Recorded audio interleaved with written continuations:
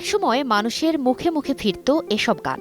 গানের কথা, সুর, গায়কী, সাথে সিনেমায় প্রিয় শিল্পীদের অভিনয়। তরুণ থেকে বৃদ্ধ সবাইকে আষ্টেপৃষ্ঠে জড়িয়ে রাখত এক অদ্ভুত সুরের জালে। সিনেমার গানের সীমাহীন জনপ্রিয়তার সাথে পাল্লা দিয়েই মানুষের মনে জায়গা করে নিত অ্যালবাম, মিউজিক ভিডিও কিংবা অডিও মাধ্যমের গান।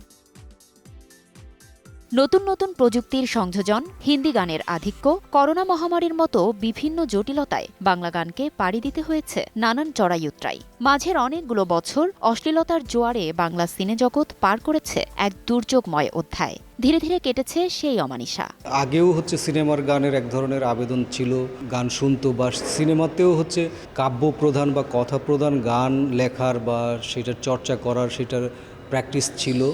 এখন হয়তো এটা কিছুটা কম।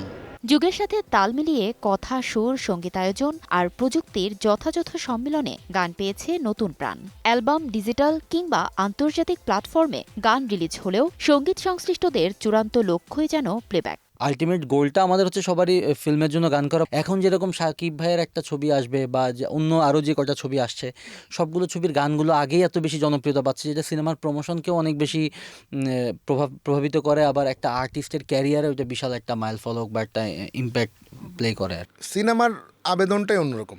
এটা অনেক বড় একটা মাধ্যম, আর মাধ্যম যত বড় হবে, প্রচার যত বেশি হবে, মানুষ তত বেশি দেখবে। গেল কয়েক বছরে কিছু সিনেমার গান জনপ্রিয়তার মাপকাঠিতে বাংলা গানকে নিয়ে গেছে অনন্য উচ্চতায়। একক কিংবা প্লেব্যাক, যে মাধ্যমেই হোক, মানুষ অবশেষে ফিরবে গানের কাছেই। শিল্পীদের স্বপ্ন, গানেই মিলবে মুক্তির পথ।